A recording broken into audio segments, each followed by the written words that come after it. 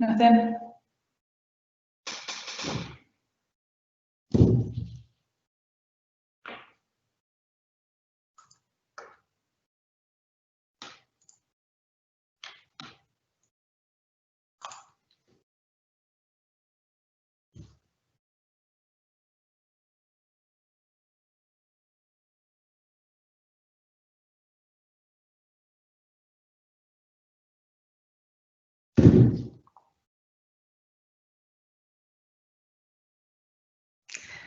Good morning, everybody, and a very warm welcome to the iAchieve's Vocational Conference 2020.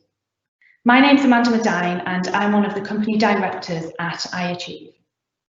This conference is designed to celebrate the power of vocational qualifications and to shine a light on how they may be used for maximum impact at a time when we were all dealing with the endless implications of the COVID-19 pandemic.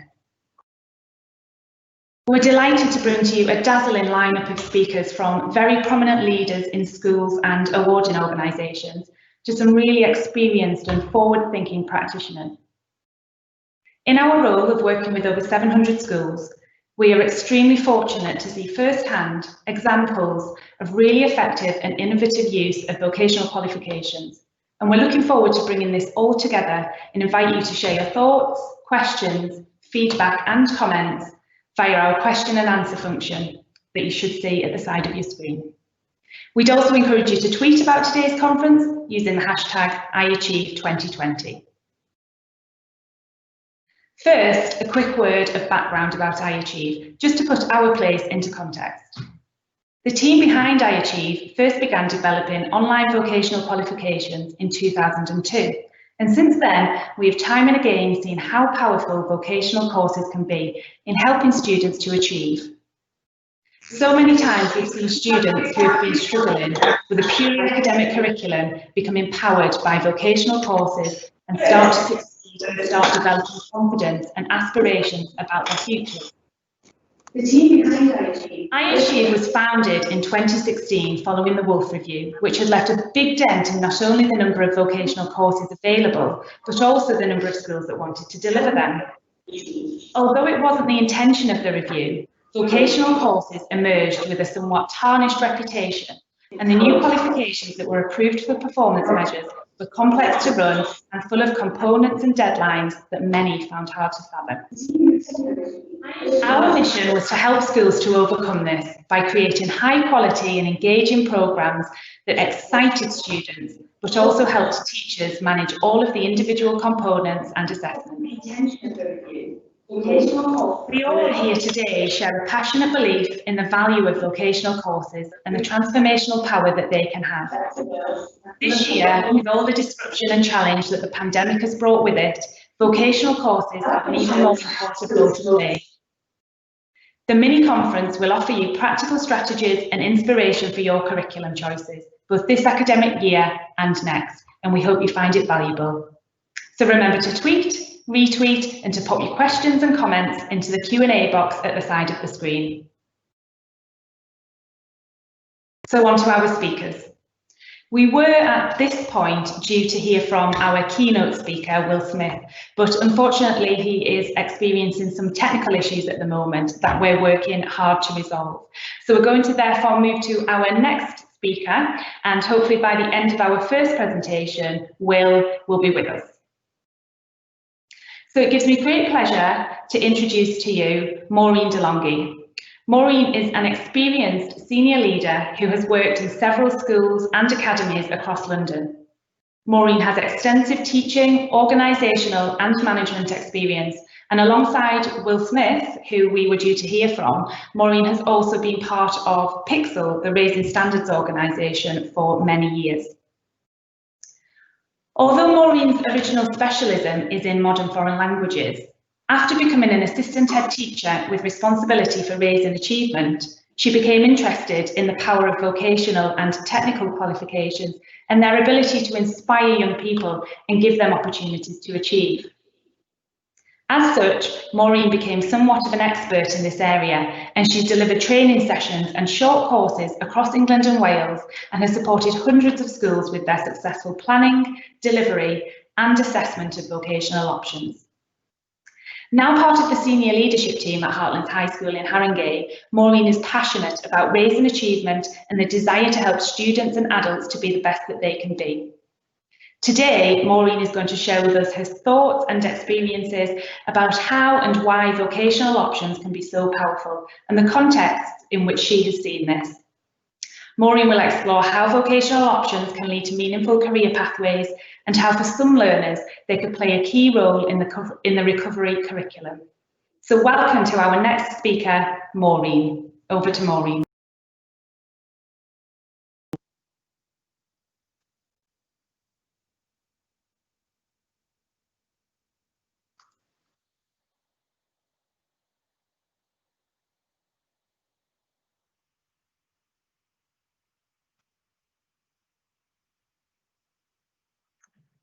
Hello, so my name is Maureen DeLonghi and I'm going to be talking to you today about vocational study and why I feel that it has so much potential. So I originally started teaching as an MFL teacher, but in my first teaching role, I was raising standards leader, and that was where I first started to realise the absolute potential and power of vocational qualifications. It made me convinced that all students are able to achieve, regardless of their backgrounds and abilities, providing that we as educators give them the best possible opportunities and courses that enable them to do so. So that just made me feel so passionate that qualifications on a vocational scale can offer them that greatest chance to achieve.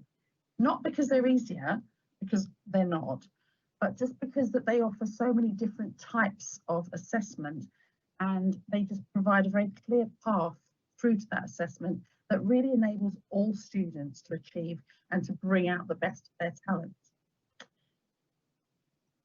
So there's definitely been a shift, I would say, in the last few years. There's been a real surge in both the number and the quality of vocational qualifications. Pre-Wolf, there was a real question over the quality of some vocational qualifications. But since the review, there's been a real change and there's been a real reform. There's much more scrutiny. They're much more widely recognised throughout the country. And there's been a real balance between the knowledge and practical skills that are being assessed. And I think this quote just sort of sums that all up, really. The 21st century has seen a subtle shift from academic qualification as a signifier of skills. Modern careers are all about competencies and experience, and there's no better way to demonstrate these to potential employers than through vocational qualifications. And I really believe that that's the case.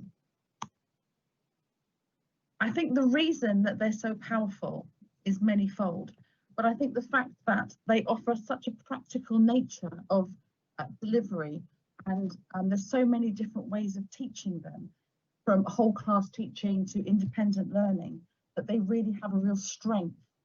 And also the way that they are assessed, the fact that not all of the assessment is written and does not always have to be playing to those academic strengths.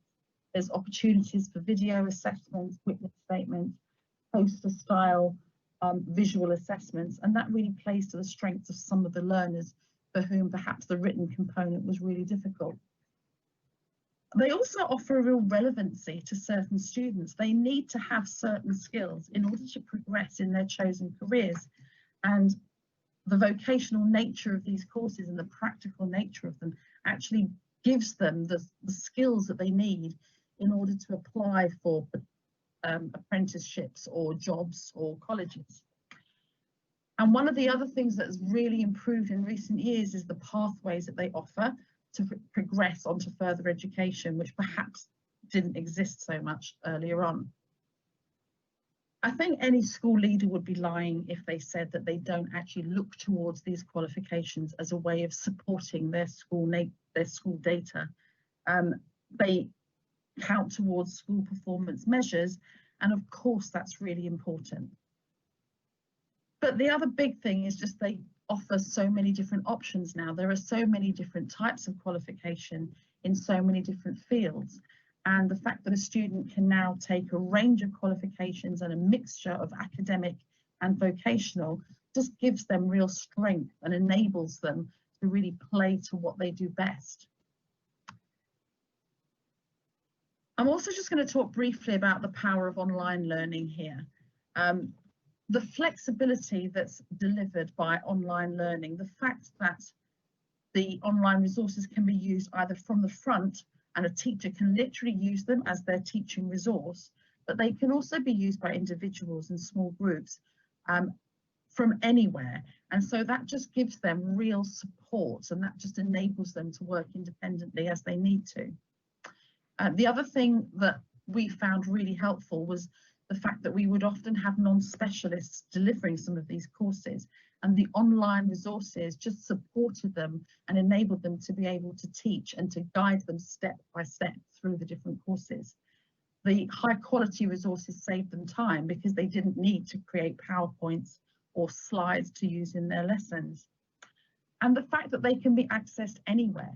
So we had a number of students who were non-attenders or who were off on long-term absence, and they were still able to access the resources and continue to study from home, and that was such a powerful resource for them. It also enables students to learn independently at their own pace. So there may well be some students who find the learning environment difficult at certain stages of their education, and the fact that they can be separated and allowed to work slowly at their own pace, perhaps in a library, perhaps somewhere a little bit more quiet, but still continue with their studies, we just found was a really super powerful resource. So the way we tackled this in my school was as follows. We looked at it across 4 different strands, really. We started off with students who perhaps were failing in academic subjects, for whom the academic level of achievement was just beyond them. The writing capacity and the reading capacity was not something they could access. And so for some of them, we needed to switch. There were also some students who'd opted for courses because they believed that that was the right course for them, but the nature of that sort of academic style GCSE just didn't suit them. Sometimes we entered students for some qualifications, not because they needed the qualification, but because the course itself just offered them really vital life skills and information and key knowledge that they just needed to move on with their own education. And finally, we had a large number of SEND students, and this gave them access to courses that they wouldn't have been able to achieve in any other route. So I'll talk about those in a little bit more detail. Students in year 10, there were a number of these whose Key Stage 2 data seemed to reflect the fact that they were really not going to be able to achieve very highly at GCSE. But they had started some of those courses at the beginning of Key Stage 4, and they were now at risk of just not being able to make the progress. Now, clearly this was going to have a terrible effect on them, but also in terms of the school data. We also had students who were just struggling with the demands of the new GCSE style and couldn't cope with the exam type of assessment. So we made a decision to offer a positive curriculum change. We switched them over to a new, more suitable style of learning, one that helped them to be able to achieve where they hadn't been able to achieve before. And this was also the case for some very able students, but who had perhaps attendance issues or who had other problems which prevented them from being in school and just were at risk at not reaching their potential at a GCSE. So they were switched over in year 10 into a variety of different vocational courses that just suited them much better and enabled them to be able to achieve. Obviously, as far as the school was concerned, this was really beneficial because it meant that they were doing EBAC subjects but were probably not going to pass them, or had selected other subjects in their bucket 3 which they were going to fail and therefore were not going to get the points towards their progress 8. So by switching them out of those GCSE courses and offering them a vocational qualification, not only were they going to succeed, but also they'd be bringing in the points as far as the school tables were concerned too. So it was absolutely a win-win. The other students that we found this was really beneficial for were some for whom the changes in the GCSE specifications suddenly meant that they were no longer able to achieve when they had thought that they would. I'm talking about students perhaps who'd opted to do a GCSE in PE or a GCSE in catering, but the new style qualification, which was far more scientific and much more rigorous in terms of knowledge and understanding, just meant that a lot of their practical skills that had made them want to do these courses in the first place were no longer going to be beneficial for them. And so we needed to find something that was going to enable them to still pass a course. What helped them, of course, was having started the GCSE, they'd come to the course with a lot of prior knowledge. So although they were starting afresh with a new vocational style qualification, they actually had a lot of knowledge behind them already, which would support that.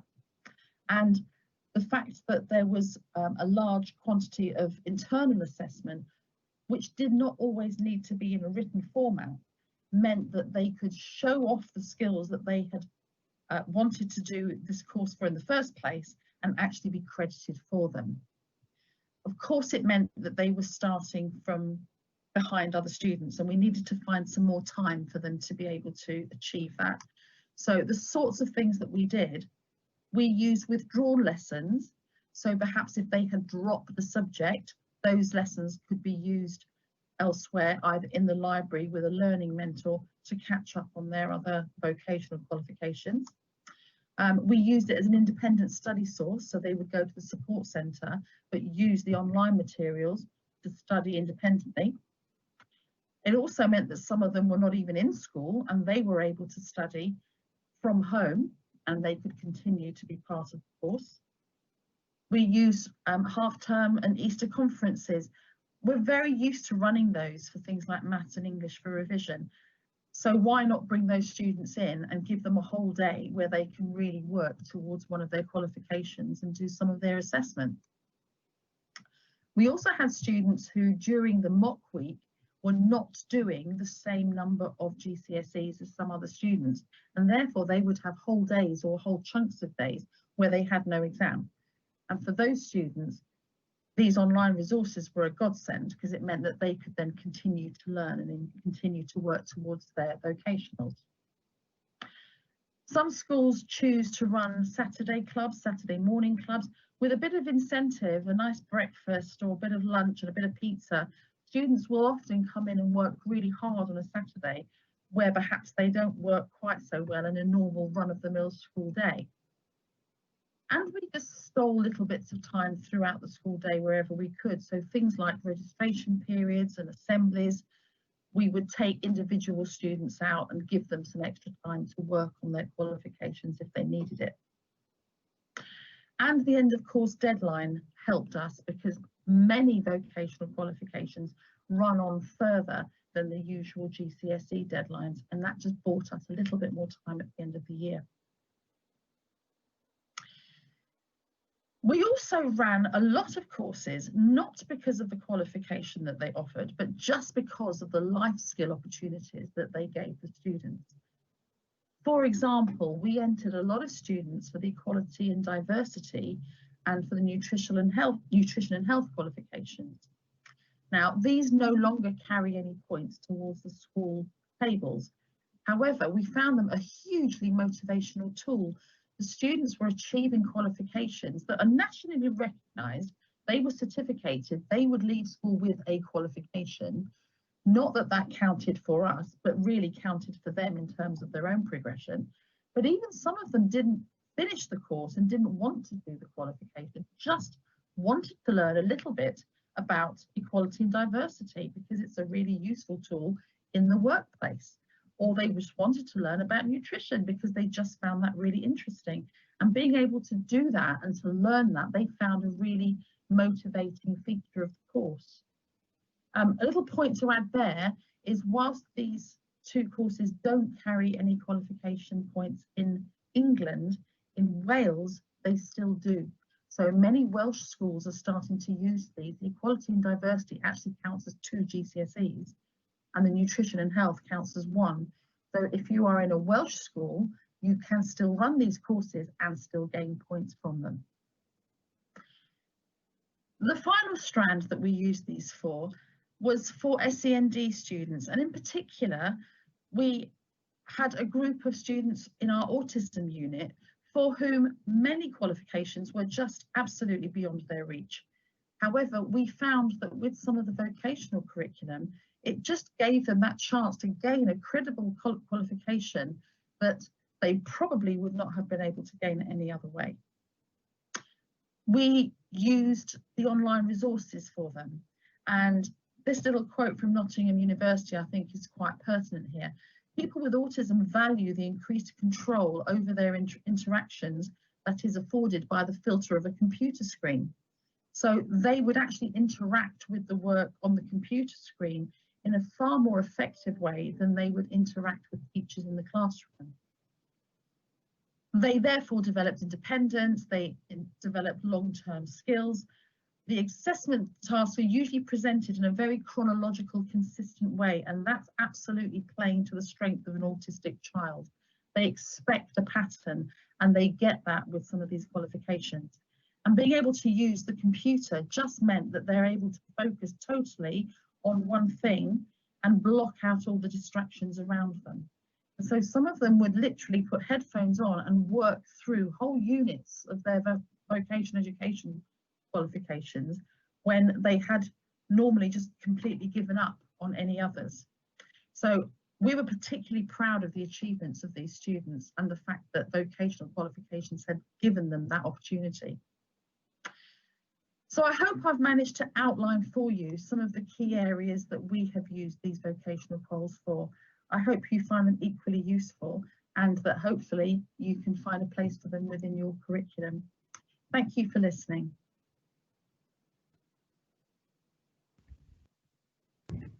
Thank you very much, Maureen, for that thoughtful and insightful presentation. It really highlighted the wide-ranging reasons that vocational courses might be the qualification of choice for some learners and how choosing the right courses for the right learners really is key to their success. So thank you very much for sharing your thoughts, expertise and experience with us. I'm sure it's provided a lot of food for thought for many of our school leaders here today. Maureen has also very generously offered to speak with any school leaders that would like her thoughts or advice about implementing vocational options in your schools. So if anybody would like to speak to Maureen, please do let us know and we'll be sure to put you in touch. And it now gives me great pleasure to introduce to you our keynote speaker who is now with us, Mr. Will Smith. Having previously been a successful head teacher, Will is now the CEO of the Greenshaw Learning Trust, a successful academy trust building a family of like-minded schools that collaborate to provide mutual support, share their good practice and learn from each other whilst retaining and developing their own distinctive character. Will's belief in the power of collaboration is long-standing. He led the Raising Standards organisation Pixel for years, before more recently setting up the growing collaborative By Leaders for Leaders, which is a community of educational leaders who learn, grow and lead in partnership with one another. Alongside these impressive credentials, Will is also an established executive coach and is a father to 3 children who are his primary source of inspiration. We've known Will for many years now and we're grateful for the support he's always shown to us at iAchieve. So without further ado, I'll now hand over to Will, who's going to share some of his thoughts, insights and expertise about leadership in the current educational landscape. Over to you, Will. Thank you very much. And I just want to check that you can hear me okay. Yeah, we can hear you, Will. Fantastic. And also that you can see the screen, and I've shared a presentation. Can I just check that everyone can see that? I think I'll have to put that up for you. Give me 1 second. That'd be brilliant. Thank you.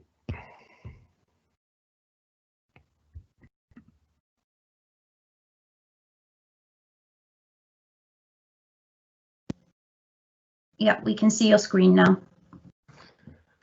Right. Do I need to share my screen, or you've put my presentation up for me, have you? It's your screen, but I can put your presentation if you prefer. I think that would be good. Let's do that. Right. So you can see the pink screen now. Is that right? Yeah, that's perfect. Fantastic. So good morning, everybody. a source of inspiration. My children, yes, they are a source of frustration as well sometimes, and they've got their exams and tests and everything going on at the moment, which yeah, certainly can be a challenging time.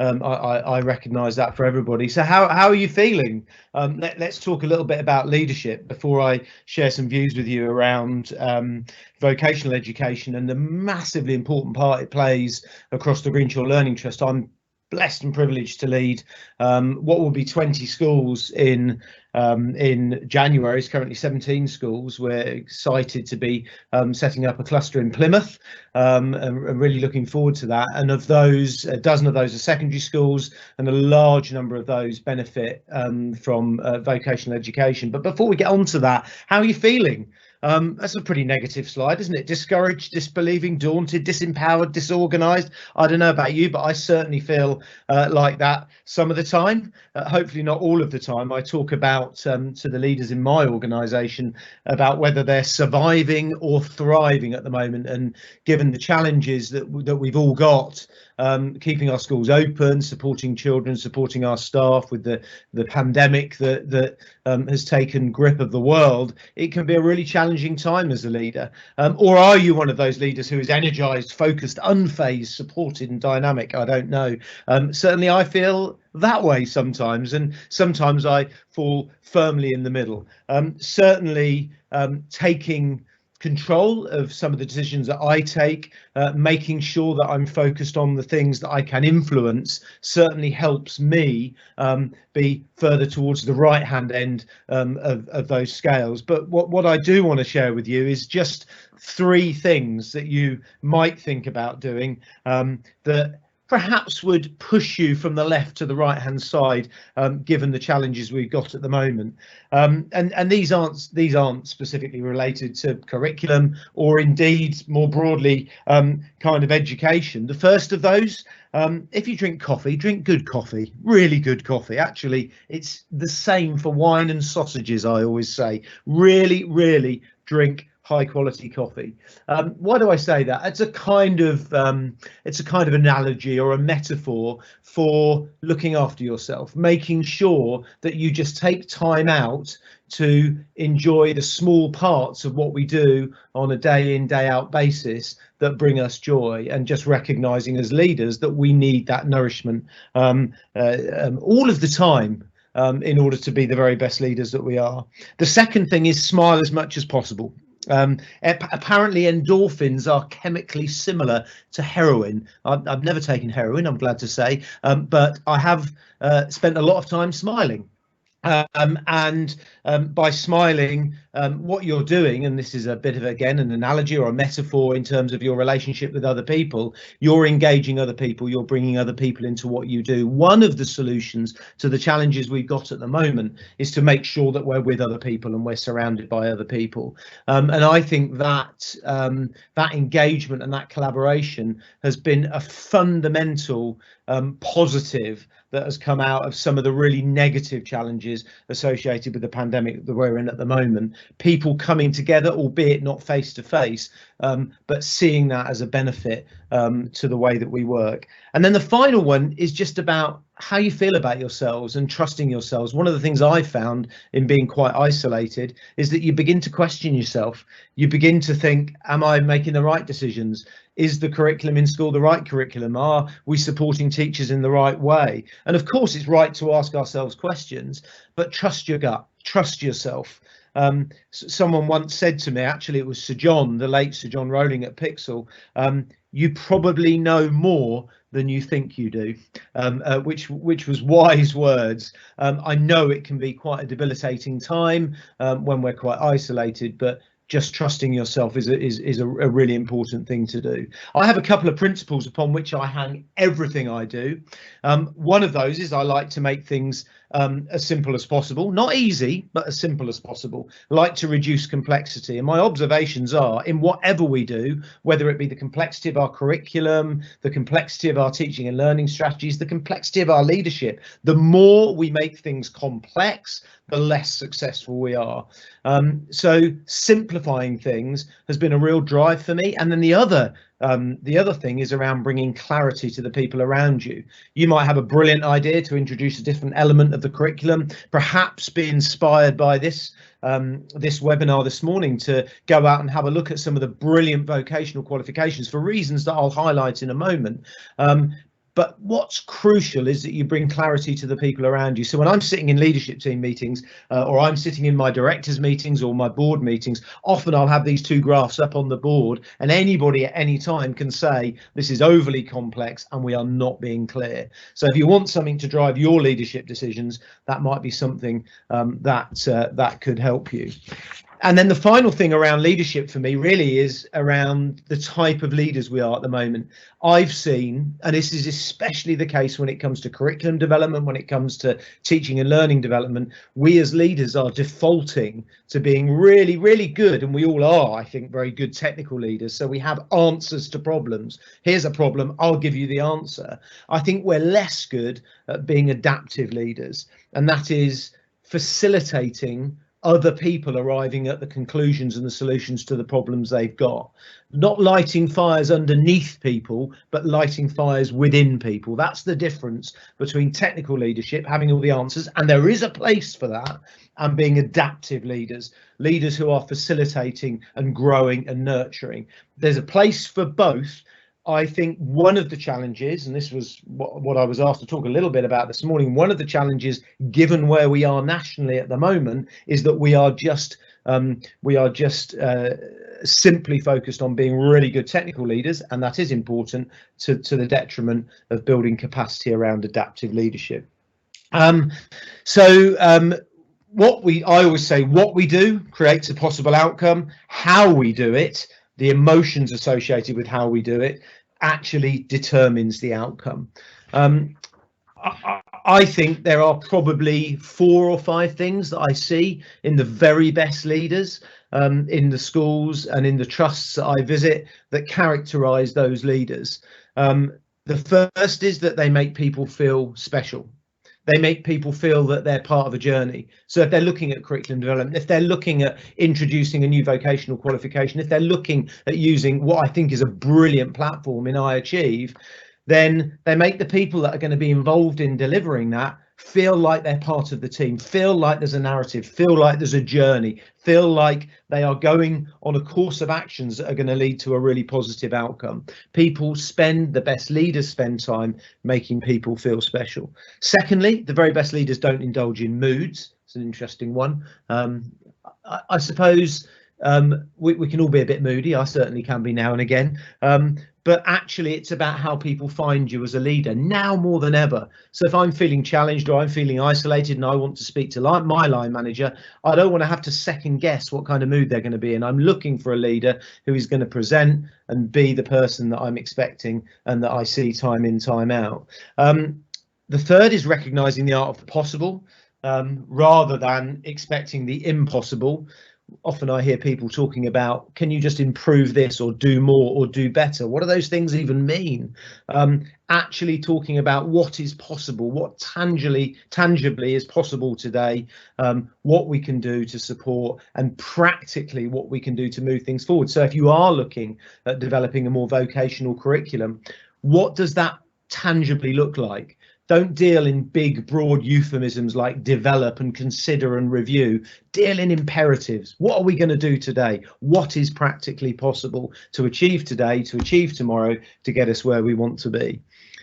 Final 2, live for today, not the next job. People constantly focus on next year, next term, in 2 years' time, in 3 years' time. And I know we need to look forward and we need to kind of reflect on what's going to happen in the future, but don't do that to the detriment of what's taking place today.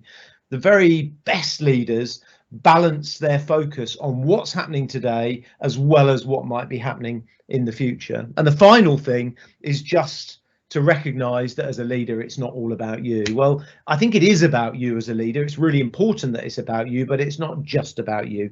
It's about the team around you. I'm going to stop the presentation there and just hopefully show hopefully show my face on the screen. I don't know if that's possible to do. Could you stop sharing my screen so people can actually see me now, can they? Fantastic. So you can see I'm in my playroom at home. There's all the children's toys behind me. I haven't quite worked out how to blur the background yet. Vocational education has played a crucial part in the development of the curriculum across the schools in the Greensill Learning Trust, and it's done that for a number of reasons. The first is that we've fully recognised that it isn't easier, and you should listen to the wise words of Maureen DeLonghi. Known Maureen for years and years and years. She is an absolute inspiration and advocate for vocational education, but not because it's easier, but because it is different and it plays to different people's strengths. We talk about it being more accessible to some children, and it's not always the children who are necessarily struggling to access a GCSE. It's for a whole range of different reasons, but we're very clear about why it's a priority for us and why it's a priority to deliver to many of our children, and that's because it's a different way of learning. The second point is that we have seen very clear evidence about there being very strong links to pathways, to the likely future pathways for young people, and that's around high level apprenticeships, higher degree apprenticeships, the way the landscape is changing around higher education. An element of vocational education enables children to make those links and those pathways into apprenticeships, which I think are going to be a massive part of the future for my children and for many of our children in schools, and as they go on potentially to do degree apprenticeships as well. So there's a really strong technical link there.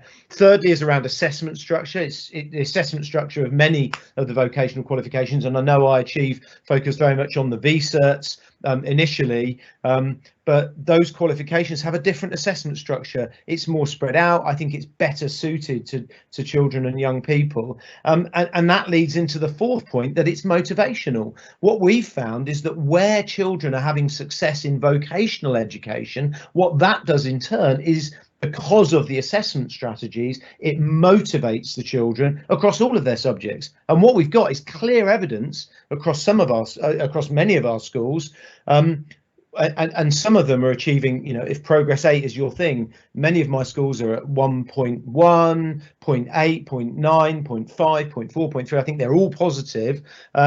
That's not because we're just acing bucket 3 and not really worrying about maths and English. That's because the vocational qualifications that are supporting an element of Progress 8 are also having a direct impact, because those children are feeling good about their learning, on their motivation for English and maths and geography and other GCSEs. So there's a symbiosis in the way that vocational education works with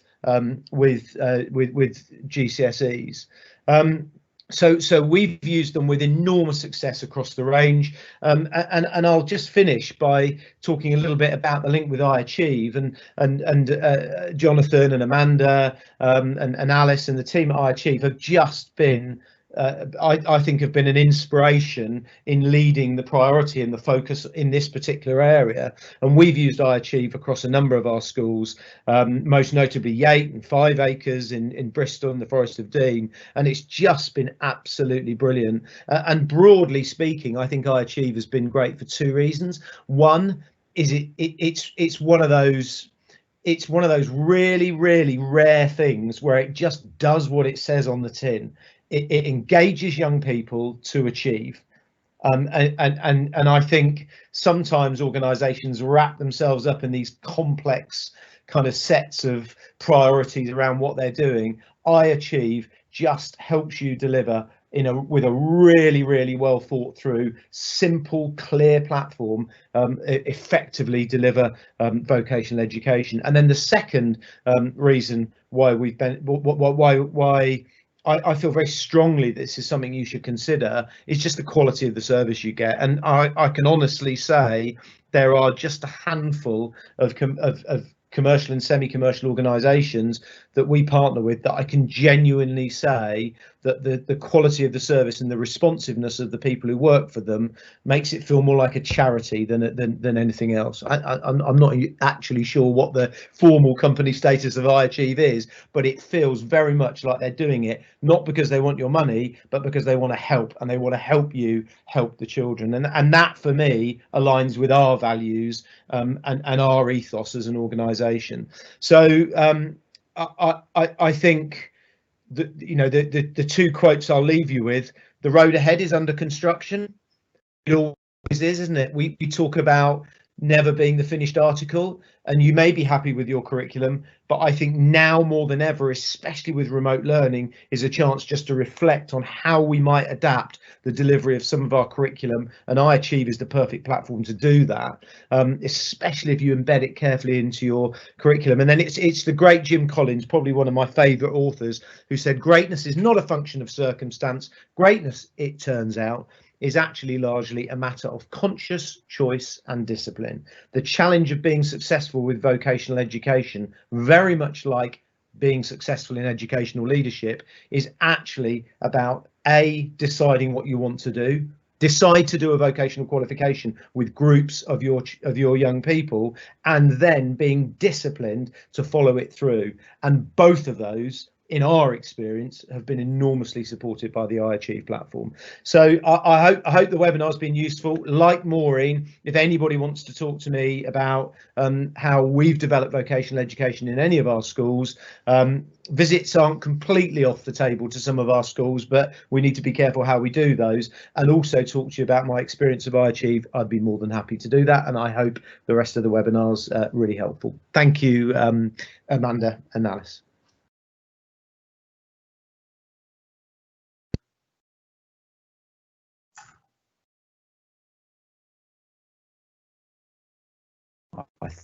Hopefully I'm handing back over to somebody.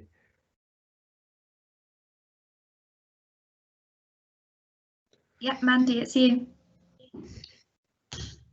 Thank you very much, Will, for not only the fantastic advice about drinking good coffee, but for such an interesting and inspiring presentation around leadership and curriculum that I think will certainly have left the senior leaders here today with plenty of things to consider.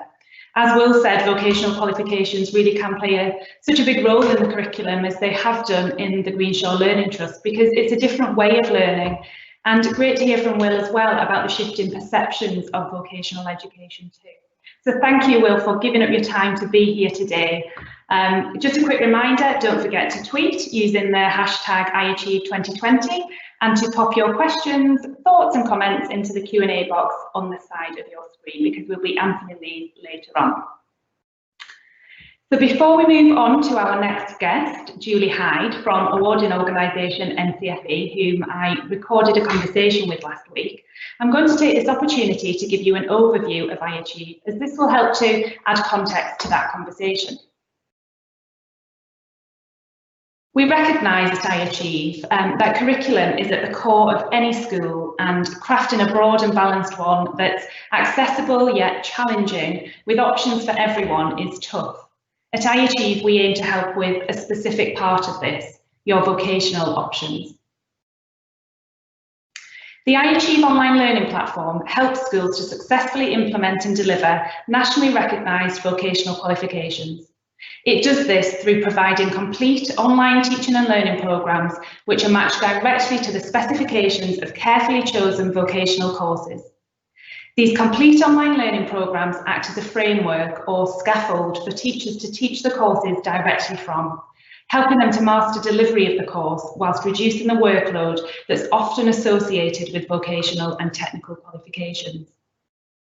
The iAchieve online learning platform also provides a personalised learning space for learners, offering an alternative or additional way for them to engage with their qualification journey. We've selected subject areas where an alternative to the usual academic option is often sought. The programmes offer natural routes to progression and to meaningful career pathways. We choose the qualifications that we develop our learning programmes for very carefully. We diligently review the DFE approved specifications in each subject area and select the ones we believe to be the best options, based on their content, structure and assessment methods. We then work with subject specialists to develop content and resources that are matched directly to the chosen qualification specifications. We submit the resources, which form the basis of our programmes, to relevant awarding organisations for quality assurance and endorsement. Next, we apply our unique instructional design to the resources, turning the specialist comprehensive content into a complete online learning programme. Our most popular and most relevant product for today's conference is our Key Stage 4 package. This package comprises carefully selected, nationally recognised qualifications that count in the open group towards Progress 8. The 5 courses in this package combine to offer a vocational curriculum with options for everyone. The qualifications we provide online programmes for are the NCFE Technical Award in Health and Fitness, the CASH Technical Award in Child Development and Care, the BTEC Technical Award in Digital Information Technology, the WJEC Award in Hospitality and Catering, and the NCFE Technical Award in Business and Enterprise. Many of the reasons schools choose to use iAchieve are similar to the ones outlined in Maureen's presentation earlier: to support learners that need additional attainment, to support learners that produce their best work outside of the pressures of exams, and to offer courses that act as a stepping stone to clear career pathways. So if anybody is considering using iAchieve to support their school's vocational pathways, then please do let us know and we'll be happy to provide you with further information. So now it's time for me to introduce our next guest, Julie Hyde from the awarding organisation CASH, which is part of the NCFE Group, a national awarding organisation that specialises in vocational education. Julie is Director of Regulatory Affairs and External Affairs and has worked for the awarding organisation since 2010. In her current role, she's responsible for ensuring NCFE's qualifications and services continue to support individuals to achieve their potential. At iAchieve, we've selected a number of NCFE and CASH qualifications to develop online programmes for, and we work very closely with them because we know that the schools running the qualifications and the learners studying them have the best experiences and outcomes when we work together. I spoke to Julie last week about why vocational options are so powerful and how they are supporting schools to achieve the best results for their learners.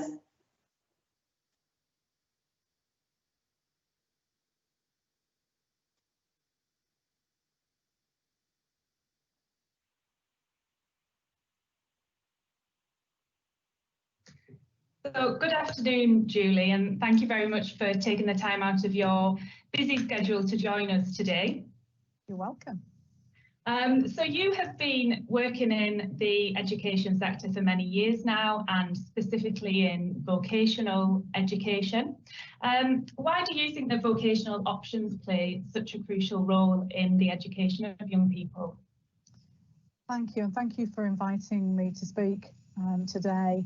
I think that vocational education offers a fantastic alternative to traditional general subjects, like the ones that many young people take at GCSE, A-level or degree level, in fact. Vocational education is education that prepares students for work in a specific trade, a craft, as a technician, or in professional vocations such as engineering, accountancy, nursing, medicine, architecture or law. Vocational education provides a blend of knowledge, skills and behaviours, enabling young people to gain not only the underpinning knowledge as they would with general education, but also the practical experience in a skilled area. It's also really important to note that the positive impact that the Ofsted Education Inspection Framework has had on vocational education in general. The introduction of the quality of education judgment has enabled schools to offer a broader range of qualifications that better meets the needs of their pupils, and is therefore giving schools the freedom to offer more vocational options.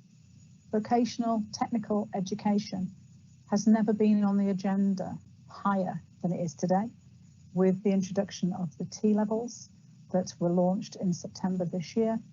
We have technical education at the heart of the focus for further education. Absolutely. And have you seen any changes in the uptake in terms of registrations from schools perhaps and the FE colleges that you mentioned as a result of COVID-19, for example, and its implications? Obviously very challenging times across the board for the education sector, for young people, for families as a whole. Registrations are broadly in line with previous years, which is really good to see. However, we're also aware that schools' priorities are changing due to COVID-19, with English, maths and pastoral care becoming increasingly important, and the option for young people to do bite-sized learning to support these key areas, including the addition of functional skills and real quality in PSHE.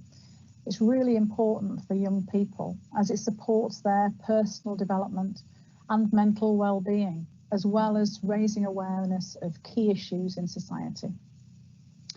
We're supporting providers to create a great programme of learning through suites that we have that we can support them with their students, supporting them with their time, with budgeting, and also offering a really flexible range of programmes that support PSHE, providing solutions for schools.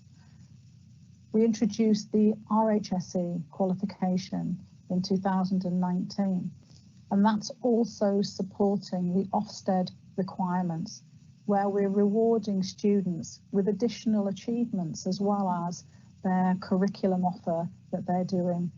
We're adding things to them that will support their mental health and well-being, and also supporting how they will be and behave within society as well. So the focus currently is tough for schools, and it is tough for the FE sector. However, we are doing as much as we can to support with that delivery, and also to support with the adaptation of delivery to meet the requirements that we're all having to put in place with the challenges with COVID-19. So just to take that a bit further then, how can NCFE and CASH and your partners support centres that want to get started with vocational and technical options? It's a really good question. NCFE really prides itself in providing additional support, advice and guidance to our centres. For example, for our performance-tabled B-certs, with a range of resources that are either developed in-house or with the support of our partners, including iAchieve, which are available to support delivery. So once you've decided what qualifications you want to deliver and you've gained approval with NCFE, you'll have access to our free teaching materials. These include lesson plans, PowerPoints, activity sheets, schemes of work, worksheets and workbooks, and a myriad of others. In addition, our curricular team can support our centres with curriculum delivery, and also we provide continuous professional development events. We run prepare to teach events for the delivery of these certs. Our curriculum team are on hand to support you from day one, and we offer classroom ready resources to support your delivery, as well as CPD training to support the development of teachers, because it's vitally important when it's really difficult to find the time that we can support teachers and enable them to improve their practice wherever possible. That's great, Julie. It sounds like NCFE are really doing an awful lot to support schools and colleges and other organisations to implement a really high quality vocational and technical education. So thank you very much for sharing those thoughts with us. I think it's always really interesting to hear from not only schools and leaders and teachers that are delivering these courses in schools, but also from the awarding organisations that actually design the courses and who ultimately certificate the learners for the wonderful work that they produce. So thank you very much for sharing your thoughts with us today. Thank you very much, Mandy. And I think it's important that I say as well that as an educational charity, it's absolutely important that the young person and the learner is at the heart of everything that we do and that we develop. Absolutely. Thank you very much, Julie. Thanks.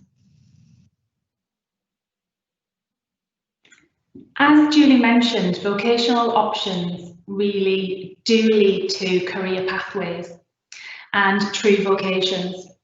So as I mentioned in that recording with Julie, I do think it's really important to hear from the awarding organisations that design and develop the actual qualifications, because they do have a unique perspective.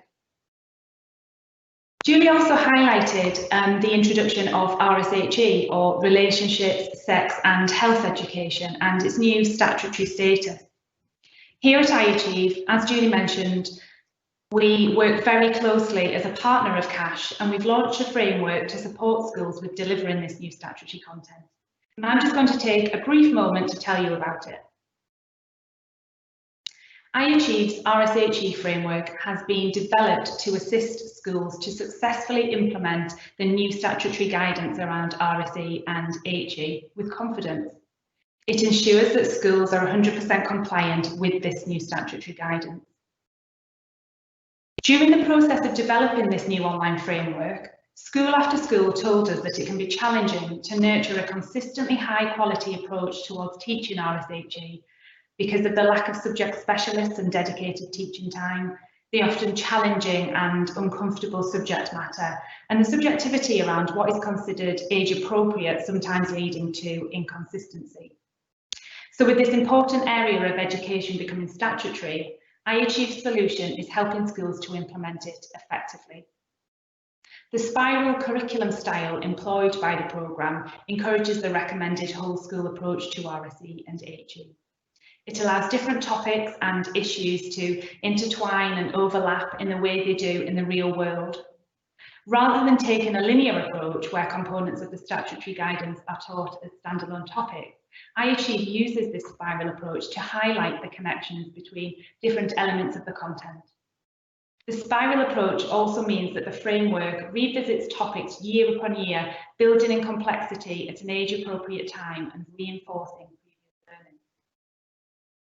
Covering years 7 to 11, the iAchieve framework allows subject specialists and non-specialists alike to deliver the most sensitive topics with confidence. The framework is endorsed by CASH, which adds an additional level of quality assurance, and an added benefit is that the workbooks learners complete not only evidence the impact of that the curriculum is having, but can even lead to a nationally recognised vocational qualification as well. So learners can achieve an additional qualification by studying this statutory subject, the CASH Level 2 certificate in Relationships, Sex and Health Education. It's certainly not mandatory to use the iAchieve framework in this manner, and the qualification doesn't count in league tables, but it is an optional added benefit. iAchieve's RSHE programme promotes a consistent, high-quality approach to content from teacher to teacher and across year groups, while significantly reducing any additional workload associated with implementing new statutory guidance. We will be hosting a live event specifically dedicated to RSHE in January, so if this is something you're interested in, then please do follow us on Twitter, where we'll be announcing the details for this event. I also wanted to very briefly mention a product called Scodel, which we've come across recently and we believe fits really nicely with our RSHE framework. It's a platform that tracks student wellbeing, which in a busy school environment can fluctuate quickly and quietly. Scodel is an easy way for schools to understand student wellbeing. It does this through fast, fun and simple check-ins. Students can confidently inform their teachers how they're feeling, why they're feeling like that, and provide additional insights into their mental wellbeing. A demo only takes around 15 minutes, so if anybody is interested in finding out more about Scodel, then please do contact Hugh as per the details on the slide. So it's time for our next speaker. We've now heard a number of different perspectives, experiences and insights into how powerful vocational education can be. Our next presenter is Daniel Rogers from Corby Technical School, who's the Director of PE and Vocational Studies. Dan has been responsible for a number of curriculum changes at CTS, which had been centred around providing students with more opportunities to be successful. Dan is also the careers lead in his school and believes that vocational qualifications provide much more than a piece of paper at the end of a course, but that for many learners they provide a stepping stone to the next stage of their education and their career journey. Dan is going to talk about the intention behind offering vocational courses, their implementation and the impact they have had in his school. So over to Dan.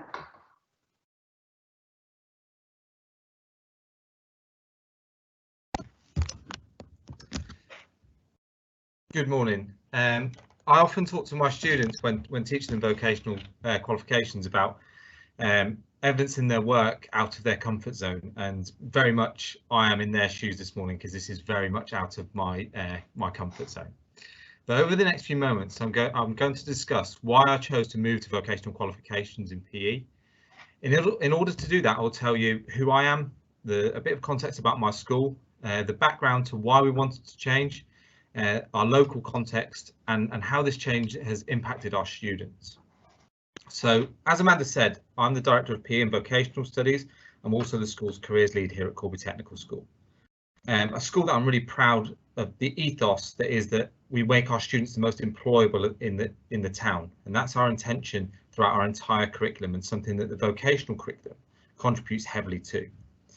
So a bit about me, in that I left school following my A-levels and I took on the role as a PE technician. I had no intention of becoming a PE teacher. I wanted to pursue a career in sport coaching. However, it was in this role that I found my passion.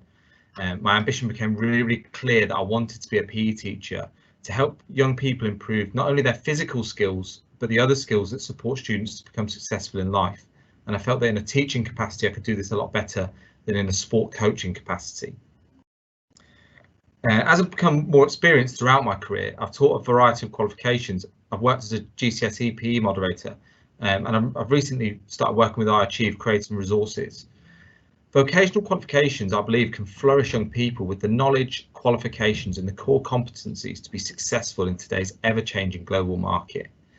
And I could even argue that in the current situation, their importance to some of our learners is even more significant. I'm really proud to have witnessed a huge shift in our subject over my career, as there's been a greater recognition for why PE is so important to the lives of our young people. Previously, PE was viewed as games lessons, and where the students who were talented in specific sports were given a lot of recognition. I was someone that experienced that at school quite significantly as a student, but I'm proud to have joined so many schools up and down the country and having a curriculum in place that is the absolute opposite of that. Through initiatives such as Head, Heart, Hands and My Personal Best, we now have a curriculum that allows every student to be successful. This now provides us with the opportunity to improve the lives of young people through PE. I don't believe that academic qualifications in our subject should be any different than this. When I was entrusted with leading PE and vocational studies, I reviewed our Key Stage 4 offering of academic PE. At the time, we offered GCSE PE, where our students were successful in. However, I did feel we could do more for our students. The reason being that it contradicted our department ethos of being accessible to all students, as in order for students to be successful in this course, they needed to be able to participate effectively in a range of sports. The National Health Guidance also shows that in our area, heart disease, type 2 diabetes and mental health are significantly above the national average and issues that need tackling. I felt that blending exam PE alongside our core PE curriculum is a fantastic opportunity that we can support the local community with these issues.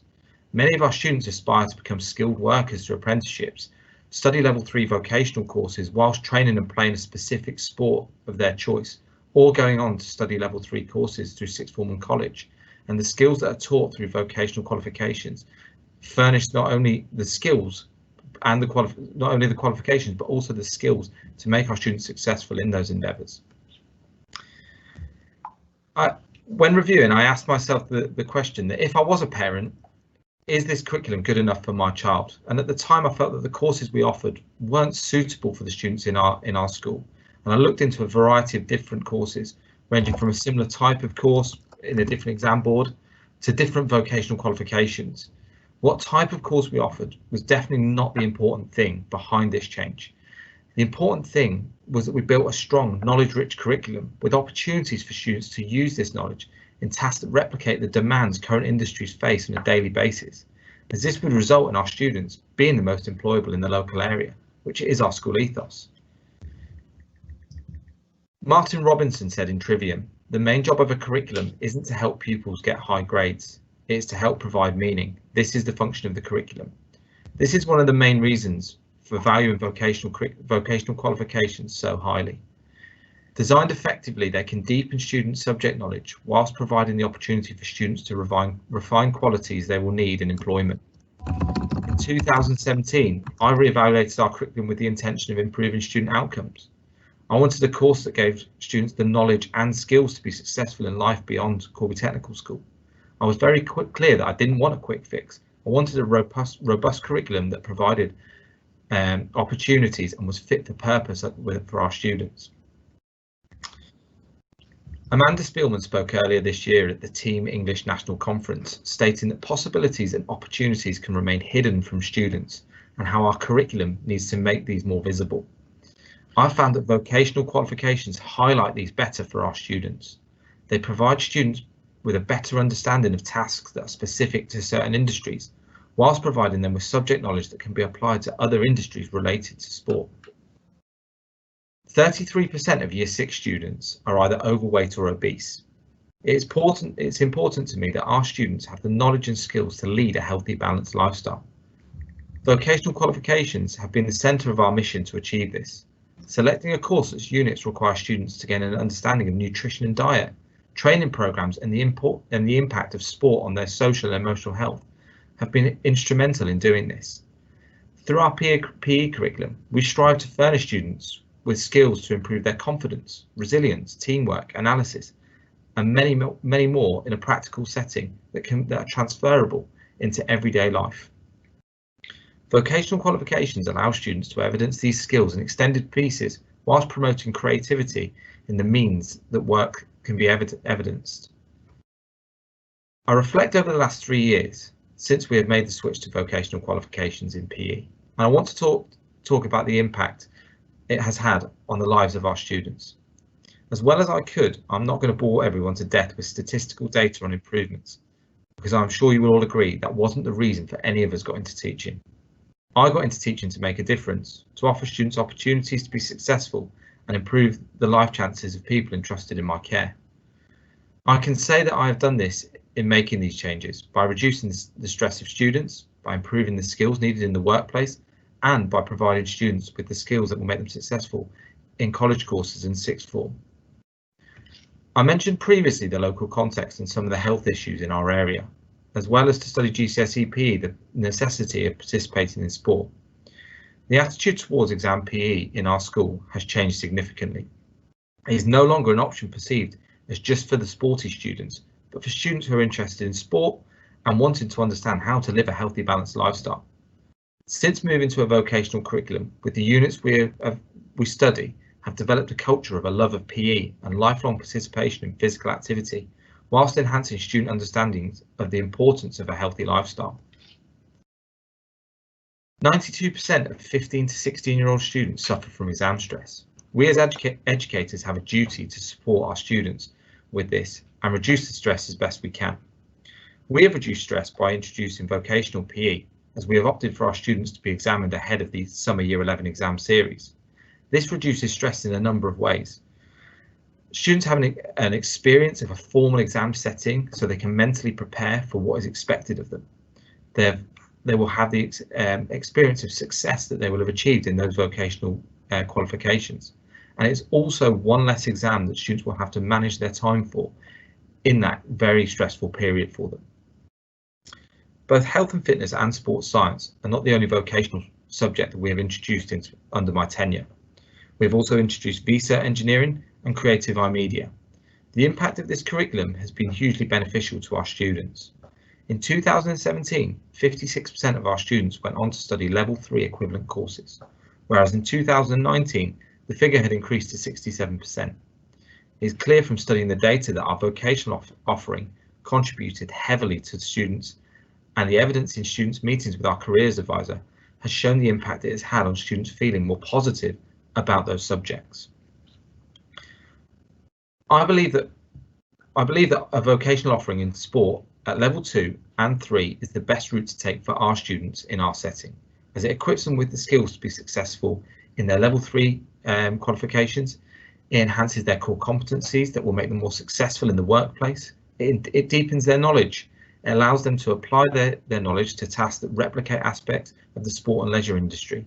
It reduces stress and anxiety around the most stressful time most Year 11 students will have gone through up until that point in their lives. To summarise why I feel that this has been the right change for our students is the increase of more than 10% of our students learning at level 3 equivalency post 16. Knowledge of a healthy, balanced lifestyle is improved in our school, and on a personal note, I'm very proud that I have students who have chosen this course because they want to make significant lifestyle changes, and that will impact their their long-term health hugely, and they feel that this course will support them to do this. I hope this gives you a better understanding of what vocational qualifications can do to support students entrusted in your care, and can help them become more successful in their future endeavours. Thank you. I'd like to hand back to Amanda.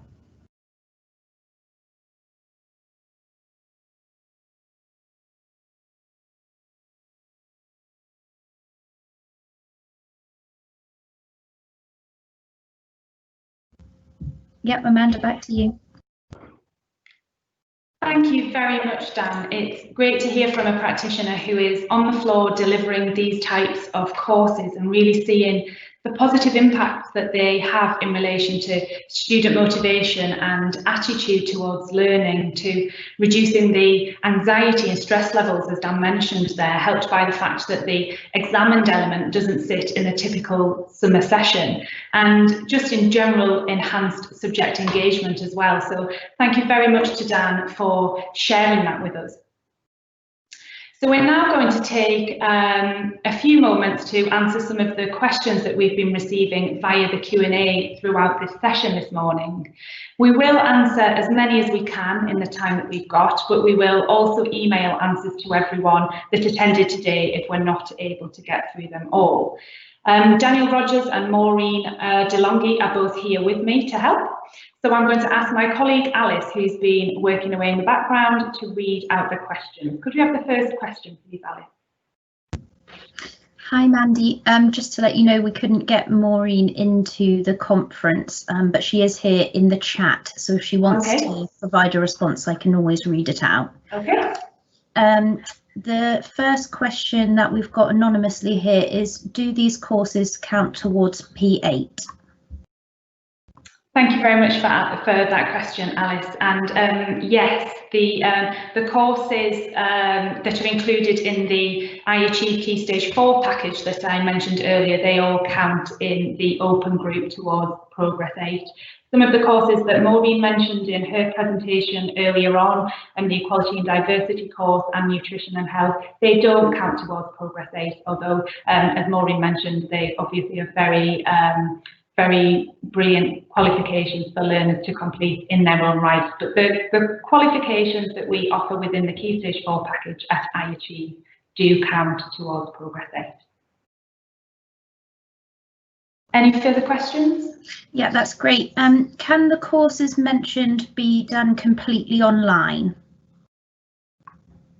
Oh, great question. So yes, many of the courses have a very large element that can be completed online.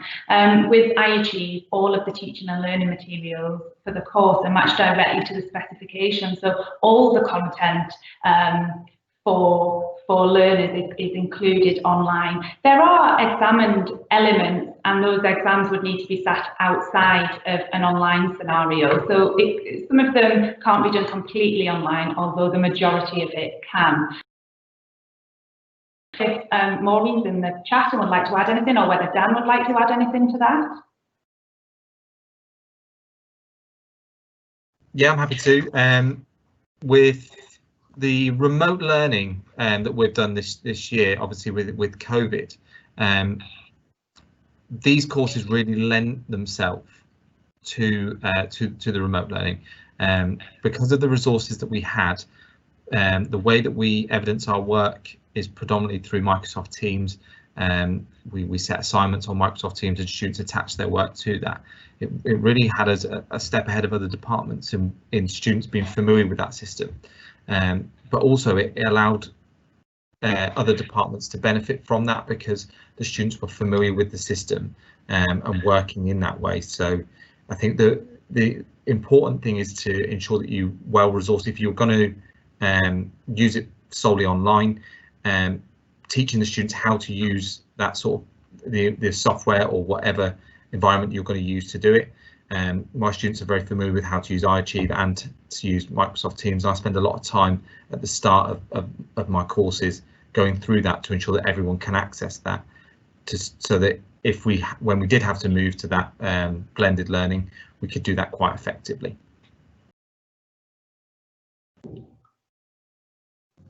That's great, thanks Dan. And Maureen's just reiterated that the teaching and learning can all be done online, but the assessment and the exams are slightly different. She's also said some of the practice tests online really help prepare towards the assessment, but obviously don't actually count towards anything. Thanks, Maureen. Were there any further questions, Alice? Yes, so we've also been asked about the cost of iAchieve. Okay, great question. So it's really important for us at iAchieve to help make vocational qualifications accessible, and as various people have alluded to during this conference today, sometimes they are a little bit difficult to set up and manage. However, iAchieve really aims to help with that, and part of that for us is making iAchieve accessible, and that means making it affordable for schools. So our Key Stage 4 package that I've mentioned is only £995 for a 12-month subscription, and that gives you access to all 5 of those courses within the package for an unlimited number of users. If anybody does want more details about that for your school specifically, then please do get in touch and we can talk in more depth about that. But it starts at £995 for that unlimited license. Thanks, Mandy. The last question we've got here is how would one decide which students to remove from subjects like MFL? Yeah, great question. I think that's about looking at your data, seeing how learners are progressing in their subjects like MFL, seeing how they are motivated to progress, and looking at whether there are alternative options that would be more suited to them. Again, I don't know if Maureen's got anything to add to this, perhaps, given that she did start off as an MFL teacher, but perhaps we could ask Dan as well and then go back to Maureen. Don't know if you've got anything to add, Dan. Sorry to put you on the spot. We teach MFL in quite a traditional manner here at CTS. Okay. We haven't looked into any vocational qualifications currently to replace it. We have made a transition between languages, so we've previously taught German and we've moved to Spanish, but other than that, we've not looked into vocational. We're still with GCSE at the moment. Thanks, Dan. Sorry to put you on the spot there. Alice, did Maureen have anything to say about that in the chat? Sorry, I haven't seen any thing from Maureen, but we have had a further question in. Okay. Someone's asked if you can confirm the 5 courses in the Key Stage 4 package. Yes, great question. So the 5 courses in the Key Stage 4 package are the NCFE Technical Award in Health and Fitness, the NCFE Technical Award in Business and Enterprise, the Cash Certificate, Level 2 Certificate in Child Development and Care, the WJEC Award in Hospitality and Catering, and the BTEC Technical Award in Digital Information Technology. So all of those courses, as we mentioned in a previous question, count towards Progress 8 and sit in that open group. Thanks, Mandy. Just to go back to the previous question, Maureen has given us a typed chat answer saying that often students will achieve lower grades in MFL. If they're enjoying the course but MFL is not looking like they will achieve their target grade, then if it looks like they will achieve their target grade, then they wouldn't move them. Brilliant. Thank you very much for that question and for that response, Maureen. So I'm just conscious of the time that we've got left, and we have got one more guest speaker before we close off the conference today. So, so we'll move on to that if that's okay. So before we end today's session, we're going to hear from Ben Brownlee from Global Bridge. We invited Global Bridge to talk at the conference today because, like iAchieve, they're a fellow North East company, but more importantly, we believe that what they do really supports the type of learners that we've been talking about during today's conference. We're joined by Ben from Global Bridge, who, following a 16-year career as a psychology teacher, joined Global Bridge as education lead in 2018. He's going to briefly tell you a little bit more about what they do. So over to you, Ben. Hi everybody, it's an absolute pleasure to be speaking to everybody today, and just what a fantastic conference so far. I think the presentations and the speakers that I've heard from have been just absolutely brilliant and really opened my eyes. I'm just going to speak super quick about Global Bridge and about what it is that we do, and also how I feel that we can contribute to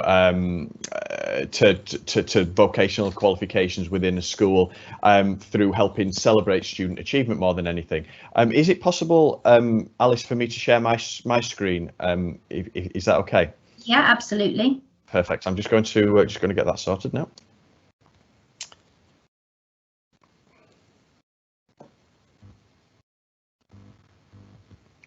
Perfect. So Alice, can you just give me a nod that my screen with the iAchieve logo is coming up across the middle? Is that okay?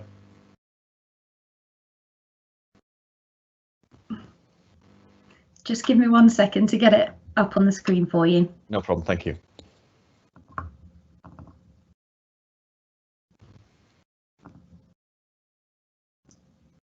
Yeah, you're live.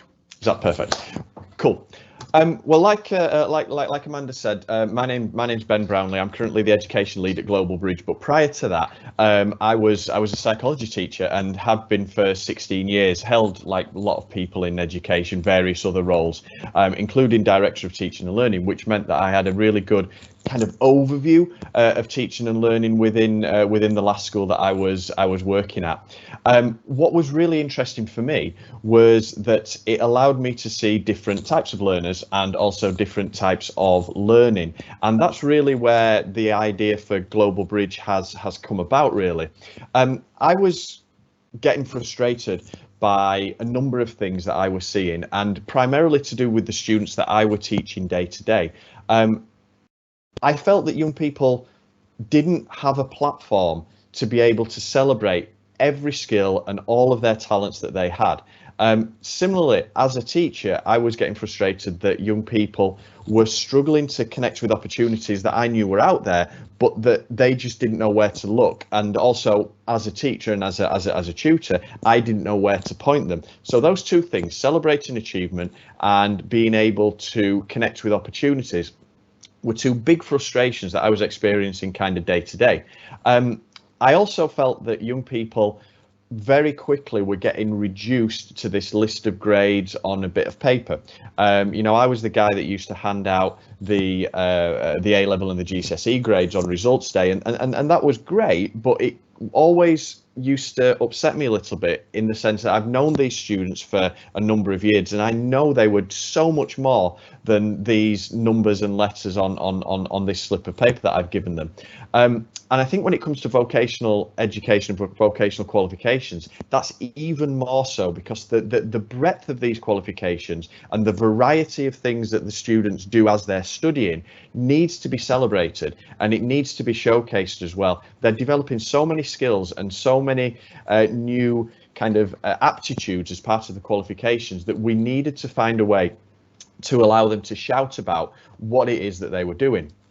What's interesting is recently when we've been working with schools and young people, we're always asking questions about what they want, what they're looking forward to, what they're scared about. And what's interesting in this current climate that we're in now is that we are finding that young people are very much looking for new ways to do things. So the one thing that I would say here is if you're on this conference and you're kind of umming and ahhing about delivering vocational qualifications in your school, or you're thinking about maybe expanding the vocational qualifications that you offer, I would say absolutely go for it. Young people are looking for new ways of learning. They're looking for new qualifications. They're looking for new stuff to kind of get involved in. And we know as teachers that these qualifications are right, or dare I say more right, for certain learners. So if you're a little bit on the fence, I would absolutely recommend you give it a go. The schools that we work with that have done it are experiencing real success, and you've heard those successes from the other speakers today as well.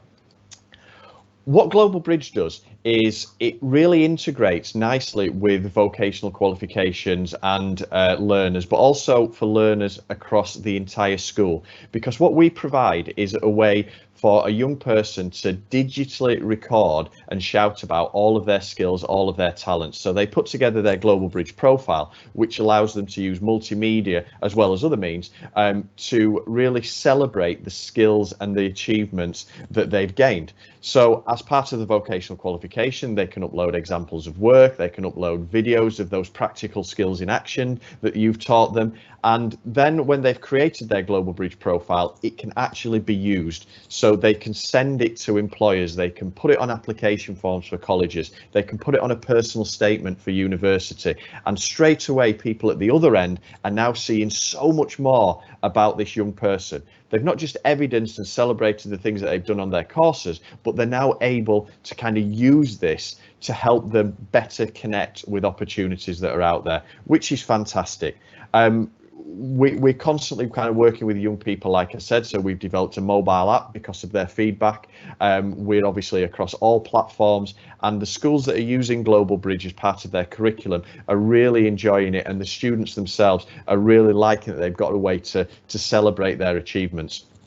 On the platform as well, we also can connect young people with opportunities and relevant opportunities that are out there. So that might be an apprenticeship that links in with the courses that they're doing currently, or their skills that they're developing currently. It might be a university course, it might be a college course, an employment opportunity. The idea here is that we know young people get put on pathways very, very quickly in education. And what we want to do is we want to show them more pathways that are out there and give them the opportunity to really make informed decisions about their next step and their progression after your school, after college.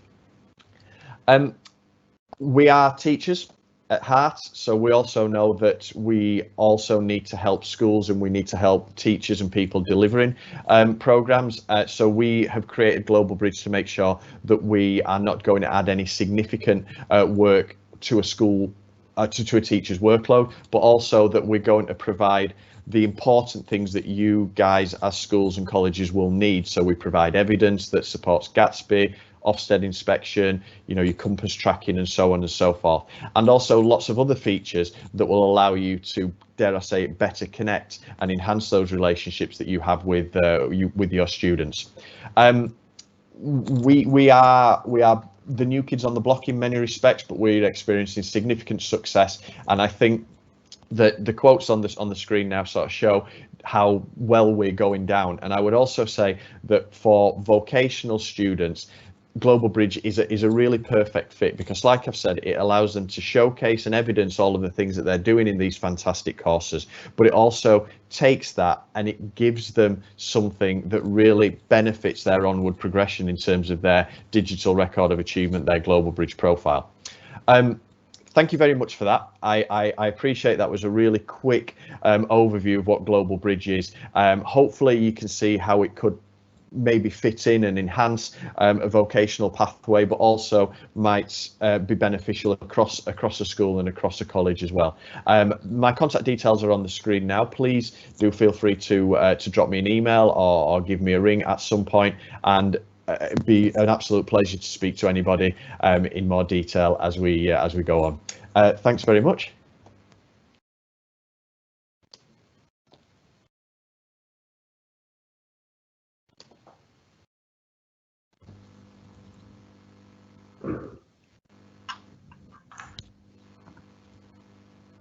Thanks. I think it's back to you now, Amanda. Thank you very much for that, Ben. I'm sure everybody here today can see how Global Bridge could be very complementary for learners studying a vocational route. So thank you for taking the time to be here today, Ben. So that now brings us to the closing stage of today's conference. Don't forget to follow us on Twitter for updates about further events and to share your thoughts from today.